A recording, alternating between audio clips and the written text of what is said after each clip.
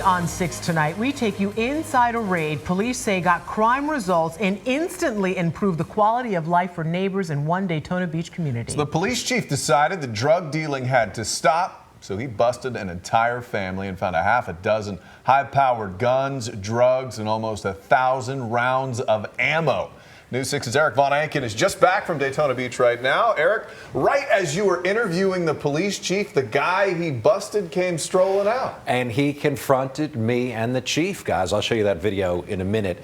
The chief tells me that his investigators built a solid case around a family that they say was bringing so much trouble to this tiny neighborhood that neighbors were afraid to go outside. So investigators got a warrant, and then they wore body cameras as they searched the house to record what they found. The 2 long guns were stored under the mattress, according to investigators. 1 assault rifle and 1 shotgun. Police say those are packages of crack cocaine right there.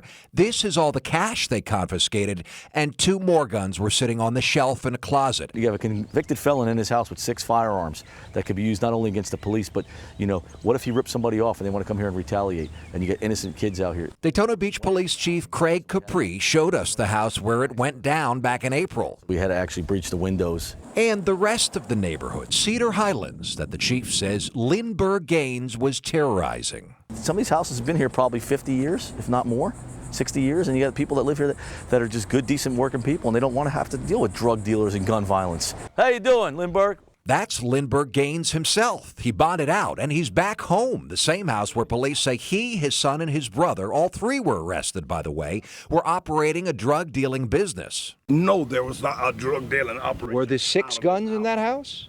I don't know nothing about no guns. Because guess what? Let me tell you something. Were there drugs in that house? No, there was not no drugs in that house. This is a 6-time convicted felon. Yes, 27 arrests, 6-time felon. 27 arrests? Yes, 27 felony arrests. It took a lot of surveillance. The undercover officer who led the months-long investigation says the neighborhood is grateful, and the longtime neighbors tell us they are. Now it's great. At least we can walk at night. Actually, when we're doing the search warrant, the citizens were out here clapping. So clapping, saying, "Hey, great job." I know we're getting results. I mean, when you take 6 guns off the street, that's a win. And when you look down here right now, how quiet it is. You don't see cars, the traffic coming out, people pulling up to houses buying drugs. To me, that's a win.